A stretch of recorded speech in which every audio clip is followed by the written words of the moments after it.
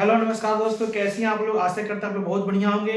जैसे कि आप सभी को जानते हैं कि मेरा नाम शिव कुमार चौबे हुआ और आप लोग देखना स्टार्ट कर चुके हैं मेरे YouTube channel Kumar Shibu BPSC teacher में।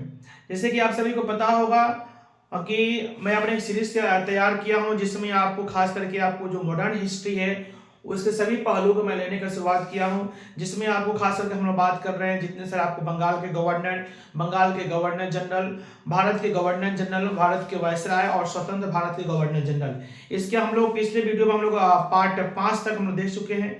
इसके पहले हम आपको 5 वीडियो आपको अपलोड कर चुके हैं जिसमें आपको भारत के वायसराय तक हम बात कर चुके हैं। भारत के आपको वायसराय जिसमें हम 10 वायसराय की शुरुआत बात कर चुके हैं, जिसमें हम लोग आपको भारत के प्रथम वायसराय आप लॉर्ड कैनिंग से लेकर के भारत के आपको क्या कहते हैं 10वें वायसराय लॉर्ड एल्गिन द्वितीय तक हम इसके पिछले वाले वीडियो में बात कर चुके हैं। माय डियर, हम इस वीडियो में बात करेंगे आपको भारत के वायसराय में, जिसमें 11वें नंबर पे आपको यहाँ पे आ रहा है लॉर्ड कर्जन। लॉर्ड कर्जन के पहले हम लोग 10 नंबर तक भारत के 10वें आपको वायसराय के बाद हम आपको पार्ट 5 तक हम कर चुके हैं। अगर आप उन सब वीडियो को नहीं देखे होंगे तो प्लीज एक बार आप जाइए, उन सभी चीजों को आप देखने का प्रयास कीजिए। मैं आपको आसान एक पूर्ण विश्वास के साथ आपको ये बताना चाहता हूं कि आपका मॉडर्न हिस्ट्री या कोई भी टॉपिक में वहां पर छोड़ने का काम नहीं किया हूं। सारे चीजों को मैं लेने का प्रयास किया हूं, सारे पहलुओं को, सारे बिंदुओं को मैं वहां पर देखने का प्रयास किया हूं, उसको पकड़ने का प्रयास किया हूं और मेरा पूरा कोशिश रहा है कि आप सभी को मैं बेहतर से बेहतर चीजों वहां पे मैं आपके सामने प्रस्तुत कर सकूं। तो चलिए हम समय यहाँ पर गंवाते हैं और बात करते हैं भारत के 11वें वायसराय। 11वें आपको वायसराय जिसका नाम है लॉर्ड कर्जन। इसके 10वें वायसराय की मैंने बात बताया लॉर्ड एल्गिन द्वितीय और इसके 11वें आपको वायसराय होगा लॉर्ड कर्जन। लॉर्ड कर्जन का माइडियर आपको जो कार्यकाल होगा वो 1899 से लेकर के 1905 तक होगा। माय डियर, जो लॉर्ड कर्जन होगा, लॉर्ड कर्जन का आपको कार्यकाल 1899 से लेकर के आपको 1905 तक होगा, जो भारत का 11वां आपको वायसराय था। इसके कार्यकाल की सबसे महत्वपूर्ण घटना यह रहा है, इसके कार्यकाल का सबसे महत्वपूर्ण घटना यह रहा है कि इसने बंगाल का विभाजन किया था। बंगाल का विभाजन, यही लॉर्ड कर्जन जो था जिसने बंगाल को बांटने का काम किया था, है ना। यह देखा था, देखो इसके पीछे दो कारण था। एक अपना विचार रखता है, लॉर्ड कर्जन का कहना कुछ और था लेकिन आपको मेन मुद्दा कुछ और था। लॉर्ड कर्जन यहाँ पे यह देख रहा था कि भारत में क्या करते हैं हिंदू और मुस्लिम काफी एक यूनिटी के साथ बड़ी संख्या में है। भारत के जितने सारे हिंदू और मुसलमान हैं सभी एक साथ आपको रह रहे हैं और कोई भी आंदोलन कर रहे हैं तो एक साथ कर रहे हैं। मैं कैसे करूं कि इन सभी की एकता को मैं तोड़ने का प्रयास करूं। मैं थोड़ा इस पर आपको श्योर हो जाता हूं कि वीडियो ठीक ठाक हो रहा है कि नहीं। प्लीज चलिए, ठीक ठाक हो रहा है, ठीक हो रहा है, कोई दिक्कत नहीं है। तो जो लॉर्ड कर्जन था माय डियर, जो लॉर्ड कर्जन था, लॉर्ड कर्जन का यह विचार था कि भारत में हिंदू और मुसलमानों की एकता काफी बहुत ज्यादा है, कैसे इन लोगों की एकता को, यूनिटी को तोड़ने का काम आपको किया जाए। और इस तरह से वो लॉर्ड कर्जन का ध्यान जाता है बंगाल पे। बंगाल में देखता है कि जो बंगाल हो गए, समझिए कि आपको बंगाल, उस बंगाल का मतलब आज में समझिए कि जैसे कि आज जो बांग्लादेश है ना, बांग्लादेश का पूरा असम इलाका आपको क्या कहते हैं या आपको जो पश्चिम बंगाल है, हमारा बिहार हो गया, उड़ीसा हो गया, झारखंड हो गया, इन सभी क्षेत्रों को हम क्या बोलेंगे, एक तरह से क्या कहते हैं आपको बंगाल। तो बंगाल में देखा कि भाई जो आपको जो पूर्वी बंगाल है, समझिए बंगाल हो गया, इस बंगाल का जो पूर्वी बंगाल हो गया, पूर्वी बंगाल में क्या कहते हैं मुसलमानों की संख्या अधिक है और जो पश्चिमी बंगाल है उसमें क्या कहते हैं हिंदुओं की संख्या अधिक है। पूर्वी बंगाल में मुसलमान की संख्या अधिक है जहां पे हिंदू कम है, और पश्चिमी बंगाल में मुसलमान की संख्या कम है, हिंदू की संख्या ज्यादा है। तो कैसे इन लोगों को क्या कहते हैं आपको अलग कर दिया जाए, इस तरह से वो बंगाल को बांट देता है, पूर्वी बंगाल और पश्चिम बंगाल, ठीक है ना। पूर्वी बंगाल को भारत से क्या कर देता बताओ, यहाँ पे अलग कर देता है। पूर्वी बंगाल को लॉर्ड कर्जन क्या कर देता है बताओ, तो भारत से अलग कर देता है। उसका कहना यह था, लॉर्ड कर्जन का कहना यह था कि चूंकि बंगाल का एरिया काफी ज्यादा है जिसमें क्या कहते हैं प्रशासनिक कार्य करने में काफी कठिनाई हो रही है, तो प्रशासनिक कार्यों को देखते हुए इसको भारत से अलग कर दिया गया है, ताकि भारत में तो हम ही लोग हैं और उस बंगाल में भी हम ही लोग रहेंगे, बस अपने उसको क्या करते हैं उसको उसमें प्रशासनिक कार्य करने के लिए, है ना, उसको हम लोग अपना बांट लिए हैं कि हम लोग उसको अलग रूप से देखेंगे, फिर इसको हम लोग अलग देख लेंगे भारत को, ठीक है ना। लेकिन उसका कहना यह था कि प्रशासनिक कार्यों के मद्देनजर हम लोग भारत का बंगाल का बंटवारा किए, लेकिन उसका सिर्फ एक ही मोटो था, यह था कि कैसे हिंदुओं और मुसलमानों को अलग कर दिया जाए। अगर पूर्वी क्या कहते हैं बंगाल को हम इधर भारत से अलग कर देंगे तो उधर के मुसलमानों को इधर से कोई मतलब आपको नहीं रहेगा, या अगर इधर के हिंदुओं को उधर के मुसलमानों से कोई मतलब आपको नहीं रहेगा, क्योंकि एक अलग देश हो गया है ना। तो इस तरह से हिंदू मुसलमान की एकता को तोड़ने के लिए वह बंगाल का बंटवारा आपको किया है। यही लॉर्ड कर्जन जो 19 जुलाई, ध्यान देंगे, यही लॉर्ड कर्जन 19 जुलाई 1905 को शिमला में क्या करेगा, बंगाल विभाजन की घोषणा करेगा। शिमला में क्या करेगा बताओ, तो हिमाचल प्रदेश के शिमला में क्या करते हैं, 19 जुलाई 1905 को बंगाल को बांटने का, बंगाल को भारत से अलग करने का, बंगाल को बांटने का घोषणा करता है। और अंततः यह 16 अक्टूबर 1905 को बंगाल विभाजन की योजना को लागू कर देता है, मतलब बंगाल को आपको बांट देता है। घोषणा कब करता है, 19 जुलाई 1905 को, और इसको लागू कब से करता है, यानी बंगाल को बांटता कब बताओ तो 19 अक्टूबर 1900 का कहते हैं आपको 5 क्या होती बताओ, इस तरह से बंगाल विभाजन आपको हो जाता है। ठीक है ना, हम यहाँ पे बात करेंगे बंगाल जब विभाजन हो जाता है तो उसके बाद क्या कहते हैं, कौन कौन से आपको परिणाम होता है, क्या उसकी चीजें भारत में देखने को मिलता है। तो उस समय बंगाल विभाजन के बाद काफी सारे लोग क्या करते हैं, उग्र हो गए। सारे लोग क्या करते हैं, जितने सारे हमारे भारत के लोग थे, लोग काफी क्या करते हैं, आपको गुस्सा होगा, ये कौन नौटंकी है, ये हुआ, ये क्या हुआ कि हमारे भारत को तुमने क्या कर दिया, अलग कर दिया। इस तरह से भारत में क्या करते हैं, आपको उग्र राष्ट्रवाद देखने को मिला। स्वदेशी और बहिष्कार आंदोलन की शुरुआत उसी समय से हुआ। हाँ, याद रखेंगे, उसी समय उग्र राष्ट्रवाद की क्या कहते हैं, घटनाएं भी देखने को मिला।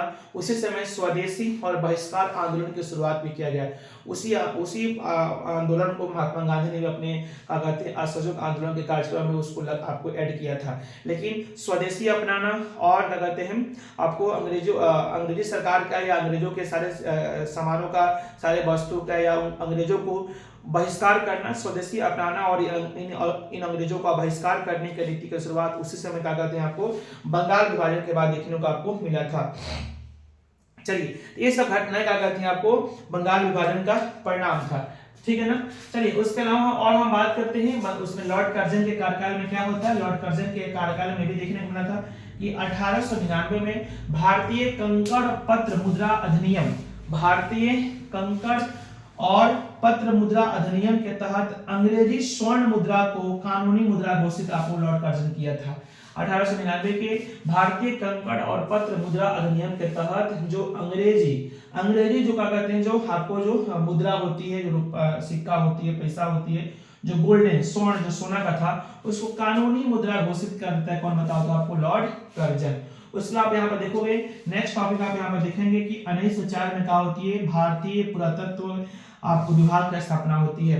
1904 में ही लॉर्ड कर्जन क्या करेगा बताओ तो, यही लॉर्ड कर्जन क्या करेगा बताओ तो, भारतीय पुरातत्व विभाग की स्थापना आपको करेगा। जी हाँ, यही भारतीय पुरातत्व आपको विभाग जिसका स्थापना 1904 में लॉर्ड कर्जन करता है। इसका काम, इस भारतीय पुरातत्व विभाग का कार्य था कि जितने सारे भारत की ऐतिहासिक इमारतें हैं, जितने सारे भारत की प्राचीन ऐतिहासिक इमारतें हैं, उनकी सुरक्षा करना और उनकी मरम्मत करना, उनकी सुरक्षा करना और उनकी मरम्मत करना। तो भारत के जितना सारा प्राचीन काल के जितना सारा आपको महत्वपूर्ण इमारतें हैं, उन सभी चीजों की सुरक्षा करना और उनकी मरम्मत करने के लिए क्या कहते हैं, आपको भारतीय पुरातत्व विभाग की स्थापना आपको कर देता है लॉर्ड कर्जन। और आपको मालूम होना चाहिए कि यही भारतीय पुरातत्व विभाग का करके बताओ तो आपको इस तरह से हड़प्पा सभ्यता की खोज आपको 1921 में देखने को मिलता है दयाराम साहनी के माध्यम से। ठीक है ना, दयाराम साहनी के माध्यम से वही जो भारतीय पुरातत्व विभाग के आपको एक तरह से आपको प्रमुख कार्यकर्ता था लोग। उसके पहले आपको अलेक्जेंडर का निगम भी इसको शुरुआत कर चुका था।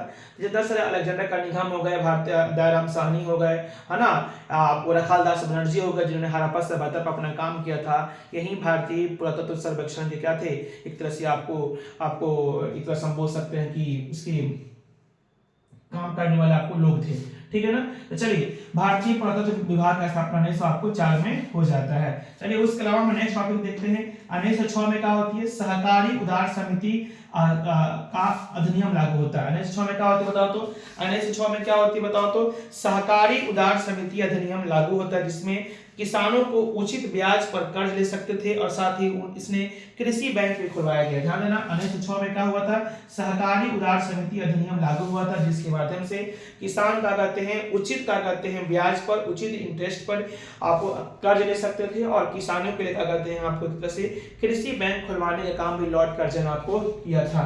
लेकिन उसके अलावा हम नेक्स्ट टॉपिक देखते हैं कि 1902 में फ्रेजर कमीशन आया था, पुलिस सुधार अधिनियम आया था। पुलिस के जितना सारा कानूनी कार्यक्रम होती है उन सभी चीजों के पुलिस विभाग में सुधार करने के लिए एक तरह से फ्रेजर कमीशन लागू किया था कौन, आपको लॉर्ड कर्जन। लेकिन सब चीजों में क्या कहते हैं सबसे खतरनाक काम लॉर्ड कर्जन किया था, जिसने बंगाल का विभाजन आपको कर दिया था। ठीक है ना। चलिए एक तरह से बंगाल के विभाजन को क्या कहते हैं भारतीय ने काला कानून के नाम भी आपको दिया था। ठीक है ना। चलिए नेक्स्ट टॉपिक हम देखते हैं। नेक्स्ट हमारा क्या कहते हैं एक तरह से नेक्स्ट यहाँ पे आपको वायसराय होगा। नेक्स्ट वायसराय आपको यहाँ पे देखने को मिलेगा जो क्या कहते हैं आपको 12वां नंबर का कहते हैं, 12 नंबर हम देखते हैं लॉर्ड मिंटो द्वितीय। जी हाँ, लॉर्ड मिंटो द्वितीय को देखते हैं जिसका कार्यकाल आपको 1905 से लेकर के 1910 तक था। यही लॉर्ड मिंटो द्वितीय जिसका कार्यकाल आप यहाँ पर देख रहे होंगे 1905 से लेकर के 1910 तक था।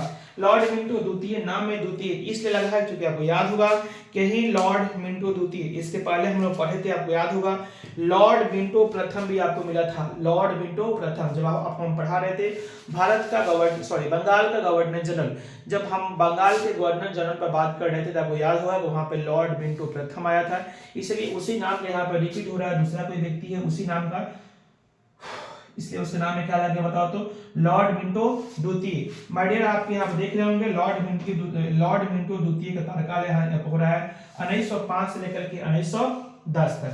चलिए इसके समय में काफी क्या कहते हैं महत्वपूर्ण घटनाएं यहाँ पे देखने को मिलती है। सबसे पहले हम यहाँ पे देखेंगे लॉर्ड मिंटो द्वितीय के कार्यकाल में सबसे पहला हम यहाँ पे टॉपिक देखेंगे जिसका नाम है कि 1906 में क्या होती है 30 दिसंबर, आप यहाँ पे देख रहे होंगे 30 दिसंबर 1906 में क्या होती है ढाका में, ढाका जो बांग्लादेश में है, ढाका में क्या होती है उस समय भारत का हिस्सा था। आपको 1906 में ढाका में मुस्लिम लीग पार्टी की स्थापना होती है। ध्यान देना मुस्लिम लीग पार्टी क्या होती है बताओ तो यहाँ पे स्थापना होती है, कहां पे होती है बताओ तो आपको ढाका में होती है जो उस समय भारत का आपको हिस्सा था। मुस्लिम लीग पार्टी का क्या करते हैं, हालांकि हम ये कह सकते हैं उस समय तो आपको भारत से अलग कर दिया गया था, लेकिन बंगाल फिर आप यहाँ पे देखेंगे 1911 में क्या हो गया बताओ तो बंगाल को भारत में मिलाया जाएगा। लेकिन हम कह सकते हैं भले अंग्रेजों के कागजों में क्या कहते हैं ढाका आपको उस समय भारत से अलग हो गया था, लेकिन फिर भी आपको वह भारत का हिस्सा था। हम कह सकते हैं 1906 में मुस्लिम लीग पार्टी का स्थापना यहाँ पे देखने को मिला था। मुस्लिम लीग पार्टी का स्थापना का उद्देश्य यही था भाई कि एक तरह से जो कांग्रेस पार्टी है, कांग्रेस पार्टी एक तरह से इन लोगों का दिमाग में चल रहा था कि जो कांग्रेस पार्टी है वो सिर्फ हिंदुओं की पार्टी बनकर रह गई है, सिर्फ हिंदुओं की बात करती है, मुसलमानों के लिए कुछ नहीं कर सकती है ना। तो मुसलमानों के लिए क्या कहते हैं कुछ करने के लिए, मुसलमानों के लिए क्या कहते हैं उनके हक की लड़ाई को लड़ने के लिए एक अलग से मुस्लिम पार्टी की ओर से एक मुस्लिम को क्या कहते हैं तरह से धर्म की ओर से एक पार्टी होना चाहिए। इस तरह से इन्होंने मुस्लिम लीग पार्टी का स्थापना करता है ढाका में, जिसका स्थापना कब होता है 30 दिसंबर 1906 में। इस पार्टी का नेतृत्वकर्ता कौन थे जिसने स्थापना किया था, तो जिसमें आप नाम देखेंगे आगा खां। मुस्लिम लीग पार्टी का स्थापना करने में आगा खां, सलीमुल्लाह, उसके अलावा नवाब मोहसिन आपको उल मुल्क। देखिए सारे चीजों को हम बोर्ड पर नहीं लिख सकते हैं, तरह से बोर्ड आपको भर जाएगा, फिर हमको 2 बार 3 बार लिखना पड़ेगा। तो जो चीजें हम बोल रहे हैं, जो चीजें हम नाम बोल रहे हैं, जो चीजें हम डाटा बोल रहे हैं, उसको आप वीडियो को रोक करके आप एक कॉपी में लिख भी लेंगे, ठीक है ना। जो लिखा गया वो मेन टॉपिक लिखा गया, लेकिन उसके अलावा भी जो चीजें हैं उसको आप कॉपी में क्या करेंगे यहाँ पे लिखेंगे। तो आगा खां, सलीमुल्लाह, नवाब मोहसिन उल मुल्क, इन 3 लोगों के नेतृत्व में आप एक तरह से मुस्लिम लीग पार्टी का स्थापना हुआ था। हालांकि बाद में इस मुस्लिम लीग पार्टी का मेन लीडर आपको एक तरह से कौन हो जाते हैं बताओ तो आपको मोहम्मद अली जिन्ना जो क्या करते हैं, जिसका पकड़ आपको मुस्लिम लीग पार्टी पर आपको ज्यादा हो जाता है बाद में, ठीक है ना। चलिए उसके अलावा हम बात देखते हैं इसी लॉर्ड मिंटो द्वितीय के समय में 1907 में क्या हो जाती है बताओ तो जब सूरत अधिवेशन होती है, सूरत अधिवेशन में क्या होती है बताओ तो कांग्रेस पार्टी का विभाजन हो जाता है नरम दल और गरम दल में। आपको मालूम होगा कि जब से कांग्रेस पार्टी का स्थापना हुआ तो हर साल का अलग अलग जगहों पे वार्षिक अधिवेशन होती थी कांग्रेस पार्टी का। तो 1907 का समय था, 1907 का समय था, सूरत में कांग्रेस पार्टी का आपको अधिवेशन चल रहा था। 28 दिसंबर से लेकर के लास्ट आपको 31 दिसंबर तक इस पार्टी का अधिवेशन आपको चलता था हर साल। तो इस सूरत अधिवेशन में कांग्रेस पार्टी का आपको क्या कहते हैं, एक तरह से क्या कहते हैं, आपको मीटिंग चल रहा था, जिसमें नरम दल और गरम दल के लोगों के बीच में क्या कहते हैं, नेताओं में क्या हो गया, आपको एक तरह से विवाद पड़ गया। और इस तरह से कांग्रेस पार्टी को हम बोल सकते हैं कि कांग्रेस पार्टी दो गुट में आपको डिवाइड हो गई, नरम दल और गरम दल। गरम दल जो क्या कहते हैं, आपको एक तरह से डायरेक्ट एक्शन करने की बात करते थे, और नरम दल के लोग क्या कहते हैं, एक तरह से अनुनय विनय कर करके अपना कार्य को कराने के लिए बात करते थे। जैसे आप देखेंगे गरम दल मतलब जो कहते हैं, जो काफी मतलब हरदम मारा पीटे के हम आपको मूड में रहते हैं, गरम दल, जिसमें बाल, लाल, पाल और तरह से घोष, 4 आदमी के नाम याद रखेंगे। बाल मतलब बाल गंगाधर तिलक है ना, लाला लाजपत राय, उसके बाद कहते हैं आपको बाल, लाल और कौन, बिपिन चंद्र पाल, बाल, लाल, पाल है ना, बाल गंगाधर तिलक, लाला लाजपत राय, बिपिन चंद्र पाल और अरविंदो घोष। ये जो प्रमुख जो नेता था लोग, जो क्या कहते हैं, गरम दल के नेता था लोग। उसके अलावा जो क्या कहते हैं, आपको जो लीडर थे इस तरह से क्या कहते हैं, आपको कौन थे बताओ, तो वह नरम दल के नेता था लोग। इस तरह से 1907 के सूरत अधिवेशन में नरम दल और गरम दल आपको यहाँ पे अलग हो जाता है। चलिए उसके अलावा यहाँ पे हम देखेंगे नेक्स्ट टॉपिक जो लॉर्ड मिंटो द्वितीय के कार्यकाल में हुआ था। मुसलमानों के लिए अलग निर्वाचन व्यवस्था के लिए मार्ले मिंटो सुधार अधिनियम 1909 में लागू किया गया। अंग्रेज सब ना बड़ी आपको चलाकी करता था। उसका उद्देश्य यह था कि आपको कैसे मुसलमान और हिंदुओं की एकता को तोड़ा जाए। इस तरह से बंगाल को क्या कहते हैं, अलग कर दिया। अब देखा कि ये मुस्लिम लीग पार्टी का स्थापना हो गया, तो कैसे अब मजा आ गया। मुस्लिम लीग पार्टी तो क्या कहते हैं, कांग्रेस से क्या है, आपको अलग है ही। तो कांग्रेस से उस समय कांग्रेस से उस समय अंग्रेज जरता था, इसलिए अब लगा क्या कहते हैं, मुसलमानों की हेल्प करने के लिए। और मुसलमानों के लिए क्या कहते हैं, उस तरह से निर्वाचन व्यवस्था के लिए, मुसलमानों के लिए अलग निर्वाचन, मुस्लिम धर्म के लिए अलग से क्या होगा बताओ, तो निर्वाचन व्यवस्था करने के लिए मार्ले मिंटो सुधार अधिनियम पारित हुआ 1909 में। मार्ले कौन था बताओ, तो उस समय भारत का राज्य सचिव था। जैसे वायसराय पद हुआ, तो वायसराय के बाद जो सेकेंड पद होता था, जो भारत पर शासन कर रहा था, एक तरह से वह सचिव था, राज्य सचिव। तो उस समय आपको 1909 के समय में क्या कहते हैं, जो भारत का राज्य सचिव था वह था लॉर्ड जॉन मार्ले। लॉर्ड जॉन मार्ले, तो सचिव हो गया लॉर्ड जॉन मार्ले और वायसराय हो गया लॉर्ड मिंटो द्वितीय। तो मार्ले मिंटो क्या कहते हैं, सुधार अधिनियम 1909 में पारित हुआ था, जिसका काम क्या था बताओ, तो मुसलमानों के लिए अलग निर्वाचन व्यवस्था को स्थापित करना। मुसलमानों के लिए क्या कहते हैं, से अलग निर्वाचन व्यवस्था को स्थापित करना लॉर्ड मिंटो द्वितीय का एक तरह से क्या कहते हैं, आपको काम था। चलिए यह सब क्या कहते हैं, आपको कार्यकाल हमने देखा, इन सारे प्रमुख घटनाओं को हमने देखा लॉर्ड मिंटो द्वितीय के कार्यकाल में। चलिए उसके बाद हम नेक्स्ट देखते हैं 13वां का कहते हैं भारत के वायसराय देखते हैं, जिसका नाम था लॉर्ड हार्डिंग द्वितीय। लॉर्ड हार्डिंग द्वितीय आप यहाँ पर देख रहे होंगे, भारत का 13वां वायसराय जिसका नाम था लॉर्ड हार्डिंग द्वितीय। आप देख रहे होंगे जिसका कार्यकाल होगा 1910 से लेकर के 1916 तक, जिसका कार्यकाल होगा 1910 से लेकर के 1916 तक। इसके समय में बहुत सारे आपको प्रमुख घटनाएं घटी है। सबसे पहला प्रमुख घटना आप यहाँ पे देखोगे लॉर्ड हार्डिंग द्वितीय। लॉर्ड हार्डिंग द्वितीय, फिर इसके नाम पे भी आप यहाँ देख रहे होंगे द्वितीय लगा है, इसके भी आपके नाम में क्या कहते हैं, आप यहाँ देख रहे होंगे लॉर्ड हार्डिंग द्वितीय के नाम में क्या कहते हैं, आप यहाँ पे देख रहे होंगे क्या कहते हैं, आपको द्वितीय लगा है, क्योंकि इसके पहले भी लॉर्ड हार्डिंग प्रथम आपको आ चुके होंगे, ठीक है ना। लॉर्ड हार्डिंग द्वितीय की अगर हम बात करें, सबसे पहला प्रमुख घटना इसमें हम देख रहे हैं कि इसमें 12 दिसंबर 1911 में दिल्ली दरबार लगती है। 12 दिसंबर 1911 को क्या होता है, तो दिल्ली दरबार होता है, लगता है। दिल्ली दरबार की कुछ कहानी ऐसी होती है कि उस समय इंग्लैंड के महाराजा जॉर्ज पंचम, ध्यान देना, उस समय इंग्लैंड के महाराजा कौन थे बताओ, तो जॉर्ज पंचम और उनकी पत्नी मतलब रानी मैरी, ये दोनों आदमी भारत आपको आ रहे थे। कहाँ आप आ रहे थे बताओ, तो भारत घूमने के लिए आ रहे थे। तो इन लोगों का वेलकम करने के लिए दिल्ली में दरबार लगाया जाता है, एक तरह से दिल्ली दरबार आपको लगता है। वहीं दिल्ली दरबार का आयोजन कब होता है, 12 दिसंबर 1911 में। ध्यान देना, यही जो मैंने बताया कि इंग्लैंड के महाराजा जॉर्ज पंचम, इनकी रानी मैरी के वेलकम करने के लिए आप ध्यान देंगे, जो मुंबई में गेटवे ऑफ इंडिया का निर्माण भी हुआ था। गेटवे ऑफ इंडिया का निर्माण भी जॉर्ज पंचम और रानी मैरी के वेलकम करने के लिए आपको वहां पे किया गया था। वहीं गेटवे ऑफ इंडिया के बगल में आप देखे होंगे, आप जानेंगे कि वहां पे क्या बताओ, तो होटल ताज। हालांकि गेटवे ऑफ इंडिया के पहले भी आपको होटल ताज की स्थापना भी आपको हो चुका था, ठीक है ना।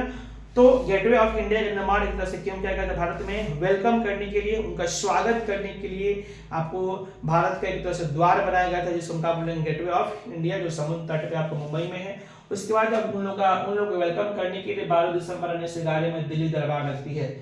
चलिए, उस दिल्ली दरबार में लॉर्ड हार्डिंग द्वितीय और भारत के जितने सारे प्रमुख नेता था लोग, इन लोगों ने क्या कहते हैं, भारत की कुछ समस्याओं की यहाँ पर रखता है। सबसे पहला समस्या उस समय गर्मजोशी में यह चल रहा था कि बंगाल को बांट दिया गया था। यही लॉर्ड कर्जन जो बंगाल को बांट करके यहाँ से लॉर्ड कर्जन चला गया था, वो सारा कहानी आपको एक तरह से हम बोलेंगे जॉर्ज पंचम के सामने यहाँ पे रखा गया। और जॉर्ज पंचम ने कहा कि एक तरह से कहा कि आपको उस बंगाल विभाजन को रद्द कर देता है। बंगाल विभाजन को क्या करता है बताओ, यहाँ पे रद्द कर देता है। जो लॉर्ड कर्जन ने बंगाल विभाजन लगा दिया था 1905 में, उस बंगाल विभाजन को रद्द कर देता है। बताओ तो कौन, लॉर्ड क्या कहते हैं आपको, जॉर्ज पंचम। किसके कार्यकाल में बताओ तो, लॉर्ड हार्डिंग द्वितीय के कार्यकाल में वहां पे उसको रद्द कर दिया जाता है। ये सब निर्णय कब आपको लिया जा रहा है बताओ तो, ये सारे के सारे आपको निर्णय दिल्ली दरबार जो 1911 में आपको चल रहा था, आप क्या कहते हैं 12 दिसंबर 1911 को, वहां पे सब क्या कहते हैं आपको निर्णय आपको लिया जा रहा था। उसके अलावा यहाँ पर देखेंगे और भी निर्णय यहाँ पे उस समय आपको मालूम था, आपको मालूम होना चाहिए कि 1911 के पहले भारत की जो राजधानी हुआ करती थी आपको कलकत्ता हुआ करता था। तो भारत की राजधानी को अब कलकत्ता से कन्वर्ट करके दिल्ली बनाया गया। उस दिल्ली दरबार में ये निर्णय लिया गया कि भारत की राजधानी अब कलकत्ता ना होकर करके आपको अब दिल्ली होगी। तो आप यहाँ पर देख रहे होंगे बंगाल विभाजन रद्द हुआ, राजधानी दिल्ली बना, जो कलकत्ता से क्या कहते हैं आप एक तरह से दिल्ली आया। उसके अलावा नेक्स्ट यहाँ पे निर्णय आपको लिया गया कि बंगाल से बिहार को अलग किया गया। भाई बंगाल से क्या किया गया बताओ तो, बिहार को अलग किया गया। वही बिहार जो आज का पूरा बिहार है, झारखंड या उड़ीसा, उस समय बिहार, झारखंड और उड़ीसा तीनों क्या थे बताओ तो, एक में था, जिसको बंगाल से आपको अलग किया गया। ध्यान देना, तो बंगाल से बिहार को अलग करने की घोषणा, याद रखना, बंगाल से बिहार को अलग करने की घोषणा 12 दिसंबर 1911 को किया गया।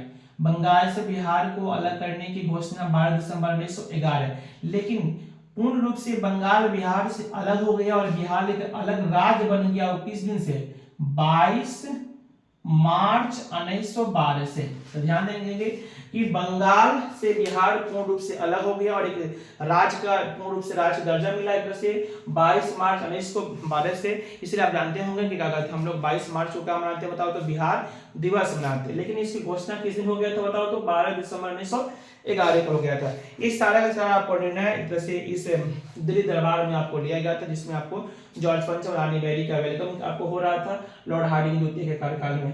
चलिए कुछ और समझने का प्रयास करते हैं। लॉर्ड हार्डिंग द्वितीय के कार्यकाल में कुछ और देखते हैं। इसी लॉर्ड हार्डिंग द्वितीय पर 23 दिसंबर 1912 को इसी लॉर्ड हार्डिंग पर दिल्ली में बम फेंकने के आरोप में बहुत सारे लोगों के लगातार यहाँ पे फांसी दिया जाएगा, जिसमें भाई बाल मुकुंद होंगे, उसके बाद कुछ और होंगे। जैसे कुछ कहानी ऐसी होती है कि समय था 22 दिसंबर 1912 को और यही लॉर्ड हार्डिंग हाथी पर सवार था और किसी जुलूस में जा रहा था। किसी जुलूस में जाने के लिए हाथी पर सवार होकर के लॉर्ड हार्डिंग द्वितीय आपको सैर कर रहा था, कहीं जुलूस में जा रहा था।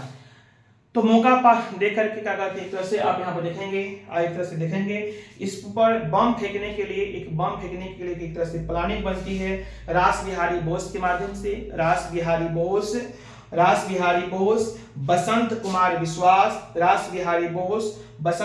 विश्वास, अमीर चंद क्या कहते हैं आपको, अमीर चंद है ना, उसके अलावा आपको भाई बाल मुकुंद, इन सभी लोगों के संयुक्त क्या कहते हैं एक तरह से आपको प्लानिंग से है ना, आपको लॉर्ड हार्डिंग द्वितीय पर बम फेंकने का एक तरह से काम किया गया और बम फेंका भी गया। लेकिन संजोग देखिए कि लॉर्ड हार्डिंग को थोड़ा सा मतलब बेहोश हो गया, मतलब उसको थोड़ा सा नुकसान पहुंचा था लेकिन मरा नहीं। लेकिन जो लॉर्ड हार्डिंग द्वितीय का जो क्या कहते हैं एक तरह से जो महावत था, जो हाथी को मतलब एक तरह से क्या बोलते हैं, हाथी को चला रहा था है ना, तो महावत की मृत्यु हो गया था। महावत की कहा हो गया था बताओ तो, मृत्यु हो गया था। लेकिन कैसा आपको लॉर्ड हार्डिंग द्वितीय का होगा आपको बच गया। इससे गुस्सा होकर के, लेकिन इस घटना के बाद रास बिहारी बोस भाग जाते हैं। रास बिहारी बोस भाग जाते हैं जापान। आपको याद होगा वही रास बिहारी बोस जो आजादी हिंद फौज के गठन करने में अपना काम करेंगे, होंगे ना, जो सुभाष चंद्र बोस के साथ मिलकर के एक तरह से भारत पर आपको क्या कहते हैं एक तरह से आक्रमण करने के लिए काम करेंगे, है ना, सुभाष चंद्र बोस के नेतृत्व में आपको अंग्रेज के खिलाफ, है ना। तो सुभाष रास बिहारी बोस उसी घटना के बाद क्या होते हैं भाग जाते हैं, लेकिन मेन तो लीडर वहीं थे। लेकिन उसके बावजूद क्या करते हैं, उसके बाद जो बसंत कुमार विश्वास थे, अमीर चंद जो क्या कहते हैं आपको अमीर चंद थे, है ना, भाई बाल मुकुंद थे, इन लोगों को आपको फांसी दे दिया गया था हार्डिंग द्वितीय पे क्या कहते हैं बम फेंकने के कारण। चलिए आरोप में इसी लॉर्ड हार्डिंग द्वितीय के कार्यकाल में आप ये देखोगे, इसी लॉर्ड हार्डिंग द्वितीय के कार्यकाल में आप देखोगे प्रथम विश्व युद्ध की शुरुआत भी हुआ था। इसी लॉर्ड हार्डिंग द्वितीय के समय में प्रथम विश्व युद्ध भी शुरुआत हो गया था। आपको याद होगा यही प्रथम विश्व युद्ध जो 28 जुलाई 1914 से लेकर के 11 नवंबर 1918 तक, मतलब हम कह सकते हैं कि जुलाई 1914 से लेकर के नवंबर 1918 तक जो प्रथम विश्व युद्ध चला था, इस प्रथम विश्व युद्ध की शुरुआत आपको लॉर्ड हार्डिंग द्वितीय के समय में आपको हो गया था माय डियर। चलिए हम आगे बढ़ते हैं, आगे बढ़ते हैं। लॉर्ड हार्डिंग द्वितीय के बारे में आप यहाँ पर देख रहे होंगे। नेक्स्ट वायसराय आप देख रहे होंगे, जिसका नाम था लॉर्ड चैम्सफोर्ड। आप देख रहे होंगे माय डियर, आप देख रहे होंगे, है ना, लॉर्ड चैम्सफोर्ड देख रहे होंगे, जिसका कार्यकाल आप यहाँ पर देख रहे होंगे 1916 से लेकर के 1921 तक था। इसी लॉर्ड चैम्सफोर्ड के समय में आप देखेंगे होम रूल लीग की स्थापना होगा। होम रूल लीग की स्थापना 1916 में होगा। होम रूल लीग की स्थापना क्या कहते हैं कब होगा बताओ तो 1916 में होगा। होम रूल लीग की स्थापना को हम देखें तो होम रूल लीग को क्या कहते हैं दो तरह से लोगों ने चलाया था। एक तरह से होम रूल लीग को चलाने के लिए पहला कौन है बताओ तो, पहला आप याद रखेंगे एक आदमी को नाम याद करेंगे, बाल गंगाधर तिलक को याद रखेंगे, बाल गंगाधर आप तिलक को याद करेंगे, बाल गंगाधर तिलक को याद करेंगे। और दूसरा इस होम रूल लीग को चलाने वाला दूसरा कौन थे बताओ तो, थी एनी बेसेंट को याद रखेंगे, एनी बेसेंट को। होम रूल लीग को चलाने वाला दो व्यक्ति, जिसमें आप बाल गंगाधर तिलक याद रखेंगे और एनी बेसेंट को। बाल गंगाधर जो तिलक लाए थे इस शुरुआत की थी अप्रैल 1916 में, और जो एनी बेसेंट जो शुरुआत की थी वह सितंबर 1916 में शुरुआत की थी, सितंबर 1916 में शुरुआत की थी। जो बाल गंगाधर तिलक का जो एरिया था वो क्या कहते हैं पूना था, पूना में इसको चला रहे थे। और एक तरह से एनी बेसेंट का जो कार्यक्षेत्र था वह मद्रास था। तो मद्रास और पूना में एक तरह से होम रूल लीग की आपको एक तरह से आंदोलन का शुरुआत आपको हो चुका था, जिसका स्थापना आप यहाँ पे देख रहे होंगे 1916 में हो रहा था। चलिए उसके अलावा यहाँ पर हम नेक्स्ट टॉपिक देखते हैं। 1916 में कांग्रेस की लखनऊ अधिवेशन को याद रखेंगे। इसी 1916 के कांग्रेस का लखनऊ अधिवेशन होगा माय डियर। इसी 1916 के कांग्रेस की लखनऊ अधिवेशन होगा, जिसमें क्या कहते हैं बहुत सारी महत्वपूर्ण घटनाएं घटती है। जिसमें पहला घटना यह घटती है जिसमें क्या कहते हैं आपको गरम दल और जो नरम दल, आपको याद होगा 1960 के स्वत अधिवेशन में, जो 1960 के स्वत अधिवेशन में गरम दल और नरम दल का आपको कहा हो गए थे, जो अलग हो गए थे उनको फिर से यहाँ पे एक किया गया। नरम दल और गरम दल को यहाँ पे एक आपको किया गया। सॉरी एक मिनट रुकिएगा।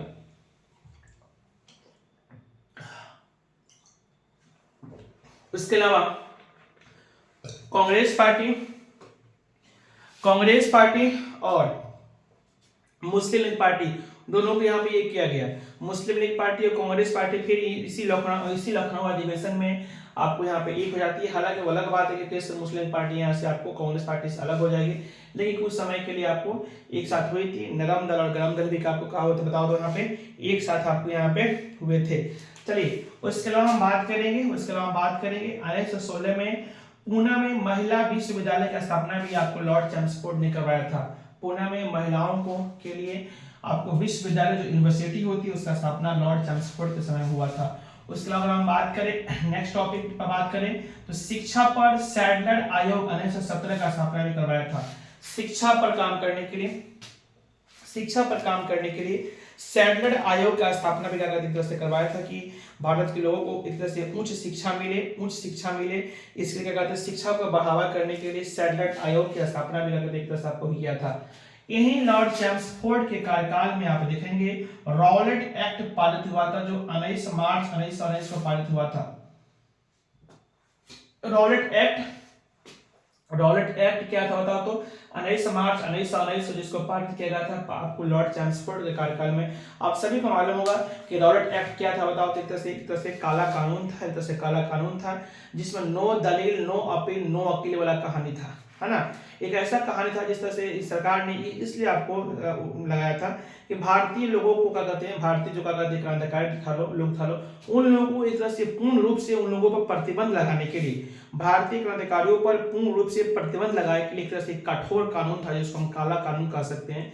इस कानून के अंतर्गत यह देखा गया था कि अगर कोई भी व्यक्ति जिस पर जरा सा भी संदेह हो कि ये लग रहा है कि अंग्रेजों के खिलाफ ये काम करने वाला है, तो उसको क्या कहते हैं, उसको पकड़ लेना है, उस पर क्या कहते हैं मुकदमा चलाना है, उसको फांसी लटका देना है, उसको जेल में बंद कर देना है और उसके खिलाफ किसी प्रकार के नो दलील, नो अपील, नो वकील, कोई भी मुकदमा कहानी कुछ नहीं हो सकती है, डायरेक्ट उस पर क्या कहते हैं आपको एक्शन लिया जाएगा। इस तरह से कठोर कानून था जिसको हम बोलते हैं रॉलेट एक्ट, जो आपको लॉर्ड चैम्सफोर्ड के कार्यकाल में लागू हुआ था।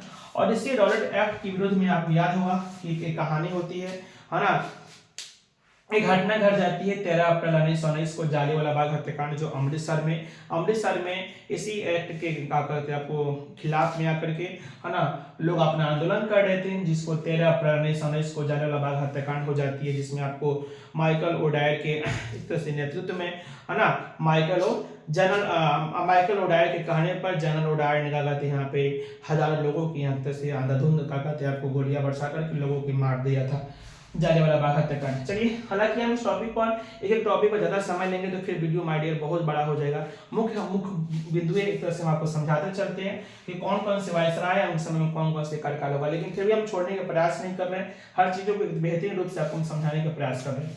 आपको मालूम होना चाहिए इसी जालियांवाला बाग हत्याकांड के बाद गांधी जी क्या करते हैं, आपको एक तरह से दो आंदोलन को चलाते हैं। एक का नाम था खिलाफत आंदोलन और असहयोग आंदोलन। इसी लॉर्ड चैम्सफोर्ड के कार्यकाल में खिलाफत आंदोलन और असहयोग आंदोलन गांधी जी शुरुआत किए थे। वो जो खिलाफत आंदोलन था एक तरह से क्या था बताओ तो तुर्की के जो खलीफा थे उनके एक तरह से उनके पूरे पावर को वापस करने के लिए चलाया गया था, है ना। और असहयोग आंदोलन भी गांधी जी ने अपना शुरुआत किया था। असहयोग आंदोलन भी गांधी जी अपना, यहाँ पे आपको याद होगा गांधी जी यहाँ पे अपना असहयोग आंदोलन को शुरुआत कर दिए थे। आपको एक तरह से 1 अगस्त 1900 का करते हैं आपको 20 को 1 अगस्त 1920 को गांधी जी अपना असहयोग आंदोलन को यहाँ पे क्या कर चुके हैं बताओ तो अपना शुरुआत अपना गांधी जी यहाँ पे कर चुके हैं, ठीक है ना।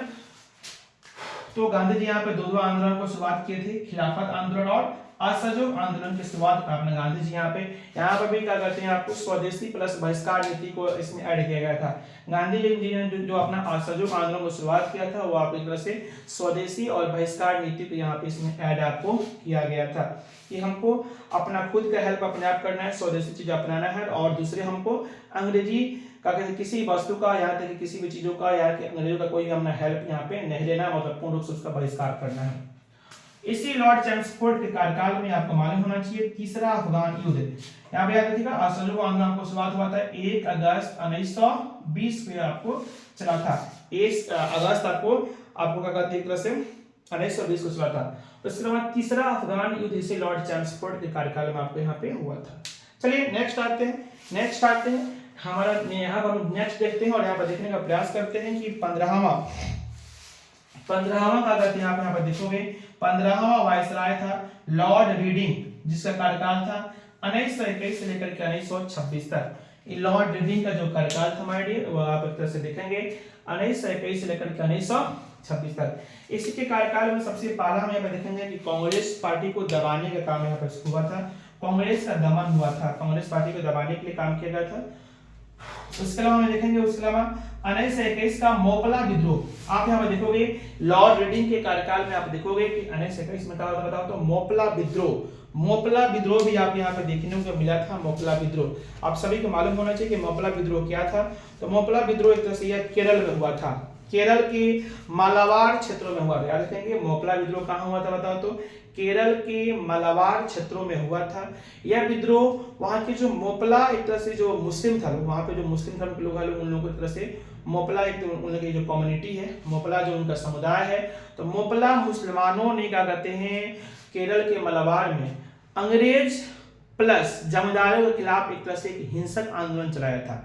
तंग आ गया था लोग वहाँ के जमींदारों से, क्योंकि जमींदार भी अंग्रेज से मिल गया था लोग, और इस तरह से काफी उन लोगों पर एक तरह से उन पर दबाव पड़ रहा था, है ना, रुपया पैसा के लेकर के। तो जमींदार प्लस वहाँ के अंग्रेजों के खिलाफ, है ना, एक तरह से वहाँ के मोपला मुसलमानों ने एक तरह से अपना आंदोलन चलाया था केरल के मलाबार क्षेत्र में। तो ये सब कहानी लॉर्ड रीडिंग के कार्यकाल में आपको हुआ था मोपला विद्रोह। मोपला विद्रोह मैंने आपको बताया, आपको 1921 में आपको देखने को मिला था। केरल के मलाबार क्षेत्रों में मोपला मुसलमानों ने चलाया था, जमींदार प्लस आपको अंग्रेज सरकार के खिलाफ। इसी लॉर्ड रीडिंग के कार्यकाल में आप एक और पार्टी का स्थापना यहाँ पे देखेंगे 1921 में एम एन रॉय द्वारा भारतीय कम्युनिस्ट पार्टी का स्थापना होगी। इसी 1921 में एम एन रॉय द्वारा भारतीय कम्युनिस्ट पार्टी का आपको इस तरह से आपको communist party of India CPI का स्थापना भी आपके यहाँ पे होगा एम एन रॉय के द्वारा। चलिए उसके अलावा नेक्स्ट टॉपिक हम यहाँ पे देखेंगे, नेक्स्ट हम लोग टॉपिक देखेंगे इसी लॉर्ड रीडिंग के कार्यकाल में नवंबर 1921 में प्रिंस ऑफ वेल्स के आने पर भारत में हड़ताल हुआ था। प्रिंस ऑफ वेल्स भारत आए थे, प्रिंस ऑफ वेल्स भारत आया था। ये प्रिंस ऑफ वेल्स कौन था, मतलब वेल्स का राजकुमार। प्रिंस ऑफ वेल्स अगर हम बात करें तो महारानी विक्टोरिया का ज्येष्ठ पुत्र था। याद कर लेंगे, ध्यान देंगे कि प्रिंस ऑफ वेल्स अगर हम बात करें तो यह इंग्लैंड की महारानी विक्टोरिया की एक तरह से ज्येष्ठ पुत्र था। बताओ तो कौन आपको, एक तरह से वेल्स, है ना, प्रिंस ऑफ वेल्स जो एक तरह से क्या था बताओ तो वेल्स का एक तरह से प्रिंस भी था, राजकुमार भी था। वो एक तरह से भारत भ्रमण करने का आपको आ रहा था। उसका भ्रमण करने का उद्देश्य ये भी था कि एक तरह से यहाँ पे जो एक तरह से जो प्रथम विश्व युद्ध जो हुआ था खत्म हुआ था, उसके बाद यहाँ के सेनाओं का यहाँ पे मनोबल बढ़ाना, जितना सारा जो चीजें कमियां आई है उसको खर्च को पूरा करना, एक तरह से यहाँ पे अपना आपको आया था बताओ तो प्रिंस ऑफ वेल्स आया था जो महारानी विक्टोरिया का ज्येष्ठ पुत्र था। उसके आने पर कांग्रेस पार्टी ने क्या किया बताओ तो हड़ताल किया था कि नहीं तुम यहाँ पे नहीं आ सकते हो, उसको आने के लिए यहाँ पर रोका भी गया था।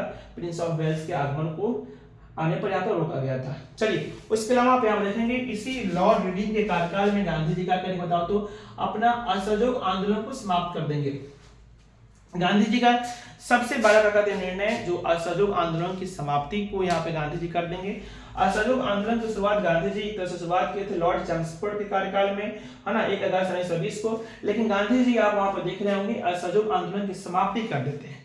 कहानी कुछ ऐसी होती है, असहयोग आंदोलन की समाप्ति करने की कुछ कहानी ऐसी हुई थी कि असहयोग आंदोलन जो चल रहा था, गांधी जी का मोटो था कि भाई कोई भी आंदोलन होगा तो सत्य और क्या कहते हैं सत्य के साथ, सत्य और अहिंसा के साथ हमारा आंदोलन चलना चाहिए। जो लोग भी हमारे आंदोलन में भाग ले रहा है वो सत्य और अहिंसा में किसी प्रकार की हिंसा आपको नहीं होना चाहिए। लेकिन उसके बावजूद भी गांधी जी के कहने के बावजूद भी आप यहाँ पर देखोगे 5 फरवरी 1922 को 5 फरवरी 1922 को एक कहते हैं गोरखपुर में एक जगह होगा जिसका नाम होगा चौरी चौरा एक जगह होगा गोरखपुर में का स्थान होगा, जहां पे क्या कहते हैं वहां के कुछ लोगों ने क्या कहते हैं अपना आंदोलन को चला रहा था, जहां पे एक तरह से वहां पे पुलिस ने क्या कहते हैं आपको रोकने का प्रयास किया। और इस तरह से पुलिस और क्या कहते हैं आपको वहां के लोकल क्रांतिकारियों के बीच में क्या होती है हिंसक घटनाएं होती है, जिसकी वजह से क्या कहते हैं आपको इधर पुलिस के लोगों ने भी क्या कहते हैं भारतीय लोगों पे मारा था, गोली बरसाया था।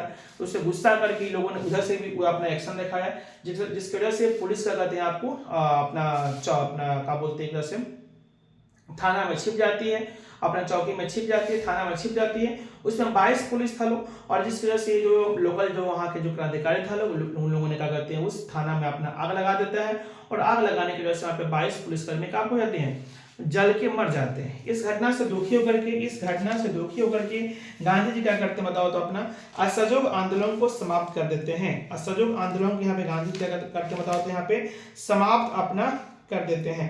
गांधी जी क्या करते बताओ यहाँ पे आपको यहाँ पे कहीं पुस्तक में 11 फरवरी लिखता है, कहीं आपको 12 फरवरी लिखता है, कहीं 11 फरवरी है, कहीं 12 फरवरी को गांधी जी क्या करते हैं बताओ तो, है ना, 12 फरवरी को या 11 फरवरी को, कहीं पुस्तक 11 फरवरी, लेकिन मुख्य रूप से 12 फरवरी होना चाहिए। 12 फरवरी को गांधी जी क्या करते होता अपना असहयोग आंदोलन को समाप्त कर लेते हैं। 5 फरवरी 1922 को चौरी चौरा का कांड हुआ था, जिसके बाद यहाँ 12 फरवरी 1922 को गांधी जी क्या करते होता अपना असहयोग आंदोलन को समाप्त कर देते हैं। कोई दिक्कत? चलिए उसके बाद हम बात करेंगे इसी लॉर्ड रीडिंग के कार्यकाल में क्या होगा बताओ तो 1922 में क्या होगा इलाहाबाद में सिविल सेवा ठीक ठाक हो रहा है ना, इलाहाबाद में सिविल सेवा परीक्षा की शुरुआत हुई। जो सिविल सेवा जो परीक्षा होती है इसकी शुरुआत इलाहाबाद में लॉर्ड रीडिंग के कार्यकाल में हुआ था। चलिए उसके बाद आप नेक्स्ट टॉपिक देखते हैं। 1 जनवरी 1923 में को स्वराज पार्टी की स्थापना होती है। ध्यान देंगे, जब गांधी जी क्या करते हैं बताओ तो असहयोग आंदोलन को समाप्त कर देते हैं, जिससे काफी लोग वहां पे गुस्सा होता है। जो लोग काफी जो उम्मीद लगाए थे कि इस गांधी जी की इस आंदोलन से हो सकता है कि भारत को उद्धार हो जाए, भारत आजाद हो जाए, लेकिन क्या ही हो गया, 22 पुलिसकर्मी मर गए तो क्या हो गया। उधर हमारे जालियांवाला बाग हत्याकांड में उतना 1000 लोग भारतीय लोग मर गए तो क्या हो गया था। तो इन लोगों का कहना यह था कि भाई आपको गांधी जी क्या कहते हैं, आपको इस आंदोलन को आपको खत्म नहीं करना चाहिए था, आपसे बड़ी उम्मीद लोग लगाया था। इससे लोग क्या कहते हैं, इससे क्या कहते हैं आपको मुख्य रूप से 2 नेता जिसमें आप देखेंगे चित्तरंजन दास, आप नाम क्या देखेंगे, चित्तरंजन दास और मोतीलाल नेहरू, यही जो पंडित जवाहरलाल नेहरू के जो पिता थे मोतीलाल नेहरू, मोतीलाल नेहरू और चित्तरंजन दास, ये दोनों आदमी ने मिल करके कांग्रेस पार्टी से अलग हो जाता है, कांग्रेस पार्टी से अलग हो जाता है और इस तरह से 1 जनवरी 1930 को स्वराज पार्टी की स्थापना करता है, स्वराज पार्टी की स्थापना करता है। तो ये सब चीजें हम यहाँ पे देख रहे हैं लॉर्ड रीडिंग के कार्यकाल में। आइए हम नेक्स्ट देखते हैं हमारे, नेक्स्ट हम देखते हैं, नेक्स्ट हम यहाँ पे देखने की बात करते हैं, नेक्स्ट हम बात करते हैं लॉर्ड क्या कहते हैं आपको इरविन, आप यहाँ पे देख रहे होंगे। नेक्स्ट क्या कहते हैं आपको 16वां वायसराय आप यहाँ पे देख रहे होंगे, जिसका नाम है यहाँ पे लॉर्ड इरविन, जिसका नाम है, जिसका कार्यकाल है 1926 से लेकर के 1931 तक। लॉर्ड इरविन का कार्यकाल होगा 1926 से लेकर के 1931 तक। इसी समय में सबसे पहले यहाँ पे 3 फरवरी 1928 को साइमन कमीशन भारत आया था। साइमन कमीशन भारत आया था 3 फरवरी 1928 को, और साइमन कमीशन के भारत आने की वजह से लोगों ने यहाँ पे साइमन कमीशन का विरोध किया था। साइमन गो बैक यहाँ पे कह दिया, बताओ तो यहाँ पे नारा भी दिया था। आप सभी को मालूम होगा साइमन कमीशन जो भारत में आया था, साइमन कमीशन को हम लोग भारतीय संवैधानिक आयोग या इंडियन एक्सेसरीज कमीशन के नाम से भी जानते हैं। इस कमीशन का अध्यक्ष आपको सर जॉन साइमन था, सर जॉन साइमन था। इस कमीशन में टोटल 7 मेंबर था लोग। इस 7 मेंबर में कोई भी एक मेंबर भारतीय आपको नहीं थे, सब आपको इंग्लैंड के था लोग। इन लोगों का काम यह था, ये कमीशन का उद्देश्य यह था कि भारत में आना और भारत में उत्तरदायी सरकार की स्थापना के लिए किए गए प्रयासों की समीक्षा करना और यहाँ से रिपोर्ट बना करके इंग्लैंड अपना ब्रिटिश सरकार के पास भेजना। तो भाई लोगों का कहना तो यह था कि भाई तुम हमारी समस्याओं को यहाँ पर देखने के लिए आए हो, रिपोर्ट बनाकर तुम जाओगे, तो कम से कम एक आदमी का होना चाहिए, 1-2 आदमी 3 आदमी का होना चाहिए, भारतीय लोग होना चाहिए ना। हमारे समस्या को तुम देखने के लिए आए हो, यहाँ की चीजों की यहाँ पर समीक्षा करने के लिए आए हो, और हमारे आदमी को अपनी टीम में नहीं रखोगे तो काम कैसे चलेगा। तो टोटल इसमें 7 मेंबर था लोग, और एक भी मेंबर आपको भारतीय के लोग के नाम होने की वजह से लोगों ने क्या कहते हैं साइमन कमीशन का विरोध किया था। साइमन गो बैक का नारा पूरे भारत में आपको लग रहा था, और इस कमीशन का विरोध आपको चल रहा था। लेकिन बावजूद भी ये कमीशन भारत में आती है, और अलग अलग जगहों पे क्या कहते हैं आपको, अलग अलग जगहों पे अलग अलग लोगों ने क्या कहते हैं इस कमीशन का विरोध किया था। और मायने आपको मालूम होना चाहिए, इसी साइमन कमीशन के विरोध में लाला लाजपत राय, पंजाब में, ध्यान देना, पंजाब में लाला लाजपत राय ही आपको साइमन कमीशन के विरोध में अपना नेतृत्व कर रहे थे, है ना, नेतृत्व कर रहे थे, साइमन कमीशन का विरोध कर रहे थे, है ना। और वो जो टीम था उस टीम का नेतृत्व कर रहे थे, जिस वजह से लाला लाजपत राय को अंग्रेज सरकार करते बताओ तो यहाँ पे मार देता है सिर पर, और सिर पर मारने से उनके वहां पे मृत्यु हो जाती है, ठीक है ना। इन सभी घटनाओं को भगत सिंह देखे थे। उसके बाद अपना भगत सिंह भी एक तरह से बदला लेने के लिए, है ना, दिल्ली असेंबली पर अपने बम फेंकते हैं और अपना आंदोलन को अलग कर अपने चलाते हैं। चलिए ये सब घटनाएं क्या कहते हैं आपको लॉर्ड इरविन के कार्यकाल में हुआ था। उसके अलावा आप यहाँ यह देखोगे, इसके अलावा आप यह देखोगे, नेक्स्ट टॉपिक आप यहाँ पे देखोगे, लाहौर जेल में जतीन दास का भूख हड़ताल होती है। 13 अप्रैल 1929 से क्या करते हैं जतीन दास क्या करते हैं, लाहौर में अपना लाहौर जो जेल में क्या करते हैं भूख हड़ताल करते हैं। उनका ये देखो, जतीन दास जी एक तरह से क्या थे, भारतीय क्रांतिकारी थे।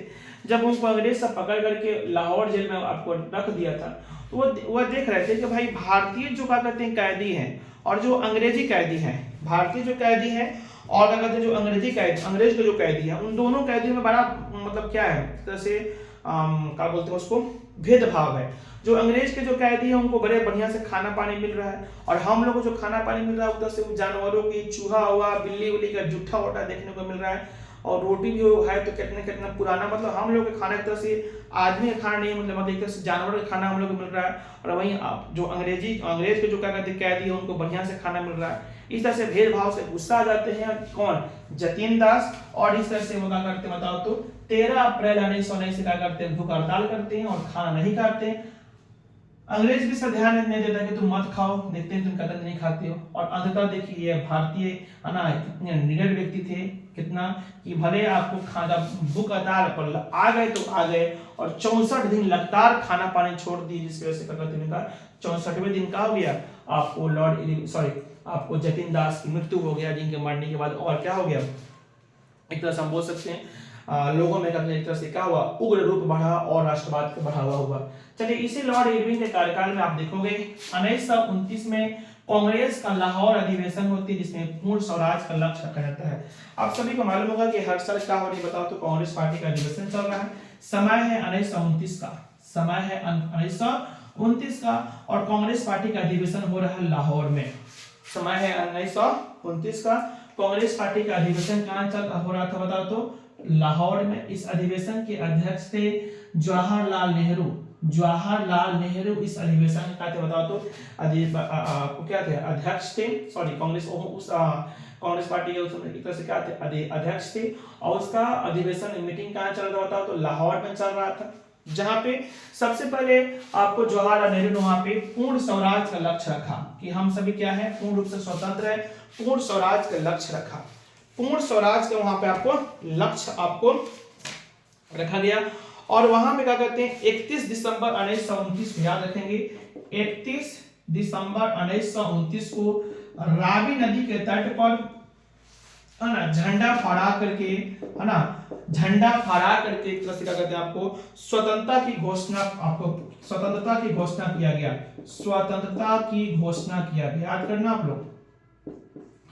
इसी क्या कहते हैं कांग्रेस के लाहौर अधिवेशन में, जिसमें क्या कहते हैं 31 दिसंबर 1929 को रावी नदी के तट पर सभी लोग कांग्रेस टीम के लोगों ने क्या कहते हैं झंडा फहराया और स्वतंत्रता की घोषणा का प्रस्ताव पढ़ा, स्वतंत्रता की घोषणा को प्रस्ताव पढ़ा। और इस तरह से 26 जनवरी 1930 से 26 जनवरी 1930 को पूरे देश में स्वतंत्रता दिवस मनाने की घोषणा भी किया गया। स्वतंत्रता दिवस, हम सभी स्वतंत्र हैं, हम लोग अपने आप को स्वतंत्र माने। 26 जनवरी 1930 को हम लगा करेंगे स्वतंत्रता दिवस हम लोग मनाएंगे।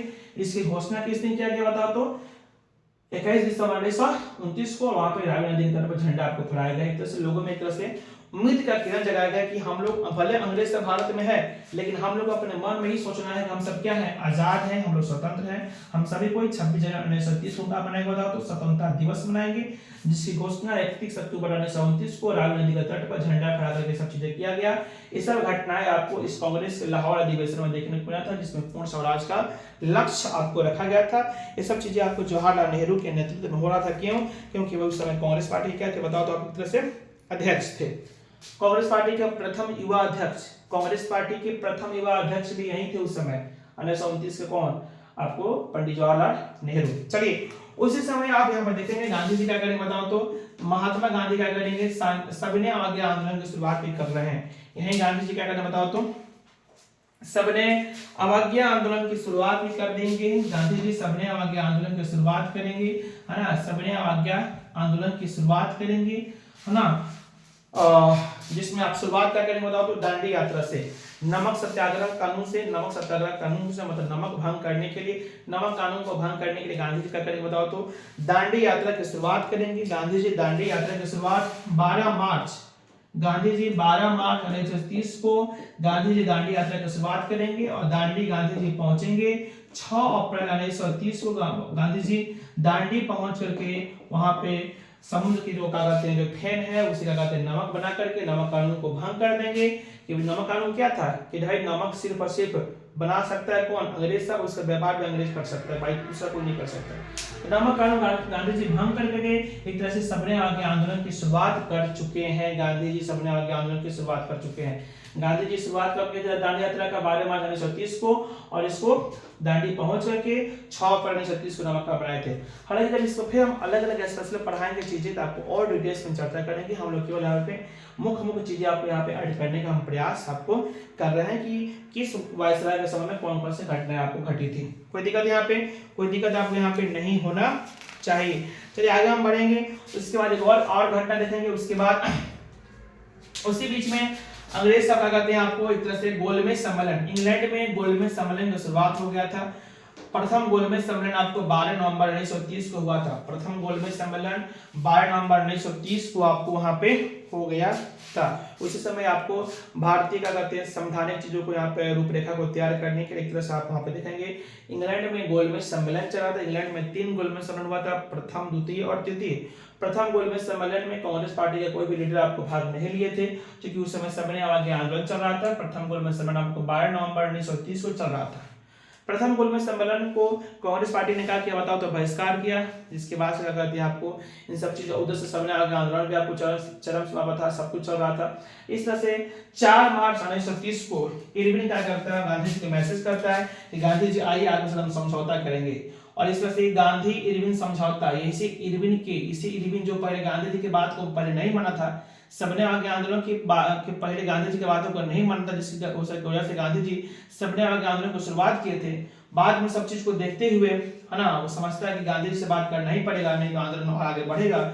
4 मार्च 1931 को गांधी जी के साथ इरविन समझौता होती है ना, और उस समझौते के बाद गांधी जी क्या करते बताओ तो सबने आगे आंदोलन को यहाँ पे समाप्त कर देते हैं। वहां पे कुछ गांधी जी अपना बात रखते हैं और कुछ इरविन बात रखता है, उन सब चीजों को कंबाइन करके गए समझौता होती है। हालांकि उसी बात में गांधी जी ने अपना एक तरह से भगत सिंह के क्या कहते हैं आपको फांसी को भी रोकने के बात किए थे, हालांकि इरविन वहां पे इस चीज को आपको नहीं माना था। चलिए, तो इन सब चीजों को हम यहाँ पर देखने का प्रयास करेंगे। सब चीजें लगाते हैं लॉर्ड इरविन के आपको कार्यकाल में देखने को मिला था। लॉर्ड इरविन के कार्यकाल में आपको यहाँ पे देखने को मिला था माय डियर। चलिए हम नेक्स्ट देखने का प्रयास करते हैं, और आज की क्लास का अंतिम क्या कहते हैं वायसराय, जिसके बाद हम फिर हम इसके बाद नेक्स्ट अंतिम वीडियो और बनेगा जिसमें आपको सब कुछ कहानी खत्म किया जाएगा। नेक्स्ट आप देखेंगे लॉर्ड इरविन के बाद बनेगा लॉर्ड वेलिंगटन, जिसका कार्यकाल होगा 1931 से लेकर 1936 तक। लॉर्ड वेलिंगटन के समय में दूसरा और तीसरा गोलमेज सम्मेलन, मैंने बताया ना कि इंग्लैंड में 3 गोलमेज सम्मेलन हुआ था, प्रथम, द्वितीय और तृतीय। तो प्रथम तो इरविन के समय में हुआ था, द्वितीय और तृतीय गोलमेज सम्मेलन क्या कहते हैं आपको लॉर्ड वेलिंगटन के समय में हुआ था। हालांकि द्वितीय गोलमेज सम्मेलन में कांग्रेस पार्टी की ओर से महात्मा गांधी भाग लिए थे, लेकिन फिर भी वहां पे सहमति नहीं बनने की वजह से गांधी जी वहां से वापस आ जाते हैं। और तीसरा गोलमेज सम्मेलन में कांग्रेस पार्टी फिर भाग नहीं लेती है। याद रखना इस तीनों गोलमेज सम्मेलन में ऐसे बहुत सारे लीडर आपको भाग लिए थे, जिसमें आपको डॉक्टर बी आर अम्बेडकर का नाम आता है कि जो ऐसा कौन से प्रमुख लीडर जो तीनों गोलमेज सम्मेलन में भाग लिया था, तो doctor B R Ambedkar, Bhimrao Ambedkar का नाम आता है। लेकिन कांग्रेस पार्टी सिर्फ और सिर्फ द्वितीय गोलमेज सम्मेलन में अपना भाग आपको यहाँ पे ली थी। चलिए, इस तरह से हम आगे बढ़ते हैं। उसके अलावा आप यहाँ पे देखेंगे 16 अगस्त 1932 को सांप्रदायिक पंचायत की घोषणा हो जाती है। ध्यान देना, जब द्वितीय गोलमेज सम्मेलन आइडिया चल रहा था, द्वितीय गोलमेज सम्मेलन आपको यहाँ पे चल रहा था, तो उसमें क्या कहते हैं सांप्रदायिक चीजों को क्या कहते हैं यहाँ पर रखा गया था। आपको सांप्रदायिक पंचायत के मुद्दा को वहां पे रखा गया था, जिसको गांधी जी क्या कहते हैं आप यहाँ पे नहीं मानते हैं, है ना, कि भाई आपको जातिगत क्या कहते हैं चुनाव ना होकर के सभी लोगों के लिए एक रूप से क्या हो बताओ तो यहाँ पे चुनाव हो। इन सब चीजों को यहाँ पे गांधी जी आपको नहीं मानते थे। गांधी जी का कहना था कि जातिगत रूप से आपको एरिया को ना बांट करके बल्कि सभी लोगों को एक साथ हम लेने का प्रयास करेंगे, है ना। और जिसकी वजह से क्या कहते हैं गांधी जी वहां पे द्वितीय गोलमेज सम्मेलन से क्या हो गए थे बताओ तो वापस आ गए थे। गांधी जी वापस आने के बावजूद भी क्या कहते हैं आप यहाँ पर देखोगे, है ना, आप वहां पर देखोगे कि एक तरह से सांप्रदायिक पंचायत की घोषणा हो गया था। सांप्रदायिक पंचायत की क्या कहते हैं आपको घोषणा हो गया, सांप्रदायिक पंचायत की घोषणा हो गया था। सांप्रदायिक पंचायत की घोषणा आपको एक तरह से 16 अगस्त 1932 को सांप्रदायिक पंचायत की घोषणा हो जाती है। कहीं कहीं यहाँ पर 14 भी लिखता है, 14 या 16 अगस्त को आपको सांप्रदायिक पंचायत की घोषणा होती है। सांप्रदायिक पंचायत की घोषणा भैया था कि दलितों को हिंदुओं से अलग मान करके उनके लिए निर्वाचन मंडल में अलग प्रावधान करना है कि दलित कास्ट के जो लोग हैं वो हिंदू से क्या है अलग है, और उन लोगों के लिए क्या कहते हैं से आपको निर्वाचन मंडल से अलग मान करके, है ना, उनके लिए अलग से चुनाव आपको किया जाएगा, है ना। कि हालांकि इस सांप्रदायिक पंचायत से क्या कहते हैं गांधी जी काफी क्या होते हैं दुखी होते हैं कि एक तरह से फिर क्या होती है भारत में एक तरह से जातिगत मुद्दा का बढ़ावा हो रहा है ना। और इस तरह से गांधी क्या होते बताओ तो हालांकि उस समय गांधी जी जेल में चले गए थे। आपको मालूम होना चाहिए गांधी जी उस समय कहाँ थे बताओ तो जेल में थे। क्यों? द्वितीय गोलमेज सम्मेलन को अधूरा छोड़ गांधी जी यहाँ पे भारत आ गए थे, जिससे गुस्सा होकर के यहाँ पे गांधी जी को कैद कर दिया गया था। तो गांधी जी अभी जेल में हैं और जब उनको मालूम चलता है कि सांप्रदायिक पंचायत की घोषणा हो चुकी है, लागू हो चुका है, तो गांधी जी क्या करते बताओ तो वहां पे आमरण अनशन माना भूख हड़ताल आपको गांधी जी वहीं पे कर देते हैं। कहां पे बताओ तो जेल में कर देते हैं। गांधी जी आपको भूख हड़ताल शुरुआत कर देते हैं और भूख हड़ताल शुरुआत करने के बाद क्या कहते हैं, एक तरह से भीमराव अंबेडकर के बीच और गांधी जी के बीच में क्या होती है, समझौता होती है, जिसको क्या बोलते हैं बताओ तो पूना समझौता। जिसको क्या बोलते हैं बताओ तो पूना समझौता। यह समझौता हुआ था 24 दिसंबर का कहते हैं 1932 को। हालांकि गांधी जी के और भीमराव अंबेडकर के बीच समझौता हुआ था, लेकिन गांधी जी तो उसमें जेल में थे, उस समय समझौता आपको हुआ था गांधी जी के नाम से, जो जिसने अपना लिखित जो समझौता हुआ था, जिसने गांधी जी के नाम पर जो अपना गांधी जी के नाम से जिसने सिग्नेचर किया था, वो कौन थे, पंडित मदन मोहन मालवीय। तो गांधी जी की ओर से कौन थे, पंडित मदन मोहन मालवीय, और इधर भीमराव अंबेडकर थे। इन लोगों ने दोनों के बीच में क्या हुआ, सांप्रदायिक पंचायत के जो मुद्दा थे उन चीजों पर क्या कहते हैं अपना समझौता हुआ, जो एक तरह से लिखित समझौता था, जिसको हम पूना समझौता के नाम से जानते हैं। हालांकि पूना समझौता को हम भले पंडित मदन मोहन मालवीय ने सिग्नेचर किया था, लेकिन उस समझौता को हम आपको भीमराव अंबेडकर प्लस गांधी जी के बीच के समझौते के नाम से हम लोग यहाँ पे जानने का प्रयास करेंगे। चलिए उसके बाद यहाँ पे देखेंगे कानून आती है भारत में, भारत सरकार अधिनियम 1935। हमारा जो संविधान है ना, उसमें से लगभग 50% तो जितना सारा कानून है वह भारत सरकार अधिनियम से आपको लिया गया है। उस समय भारत सरकार अधिनियम आती है 1935 में। क्या होती है बताओ तो आपको इस तरह से भारत सरकार आपको अधिनियम कानून आती है। इस अधिनियम के कारण भारत को एक संघीय राज्य के रूप में परिवर्तित करने का योजना बनाया गया। भारत सरकार जो अधिनियम 1935 आया था, जिसमें क्या किया गया बताओ तो आपको एक तरह से क्या किया गया, भारत को एक संघीय राज्य के रूप में परिवर्तन करने की योजना बनाया गया। केंद्र में द्वैध शासन प्रणाली लगाया गया और प्रांतीय स्वायत्तता की स्थापना की व्यवस्था भी किया गया।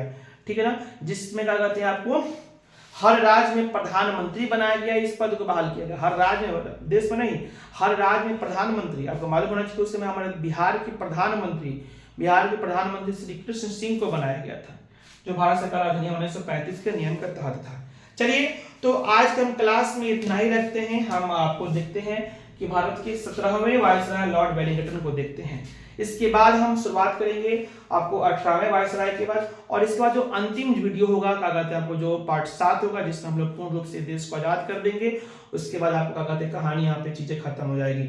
हमें लग रहा है कि वीडियो काफी ज्यादा लंबा हो गया होगा, काफी ज्यादा लंबा हो गया होगा, लेकिन मैं यहाँ पे कोशिश मार आप सभी क्लियर किया हूँ। जितने सारे महत्वपूर्ण टॉपिक है, थोड़ा हमको लग रहा है कि हम फास्ट पे बोल दिए थे, ताकि हम मेरा नजर में ये चल रहा था कि वीडियो लंबा हो रहा था, लेकिन फिर भी उसके बावजूद भी हम हर चीजों को यहाँ पर जोड़ने का प्रयास किए होंगे। माय डियर, आप जितना चीजें हम मौखिक रूप से बोले हैं प्लीज आप अपने कॉपी में नोट करेंगे। इतना आप सभी के लिए मेहनत कर रहे हैं, आपको कर रहे हैं, आप सभी का दायित्व बनता है कि वीडियो को लाइक्स करें, है ना, चैनल पर नए होंगे तो सब्सक्राइब करें, है ना, प्यारा हमारा जो भी हो कमेंट करें और अपने दोस्तों के साथ इस चीज को शेयर करें ताकि मेरा और मनोबल बढ़े। तो चलिए मिलते हैं हम लोग फिर से नेक्स्ट वीडियो में, इसके पार्ट 7 में, अंतिम वीडियो में, है ना। तब तक आप लोग का बहुत बहुत धन्यवाद, अपना ख्याल रखिएगा। जय हिंद, जय भारत।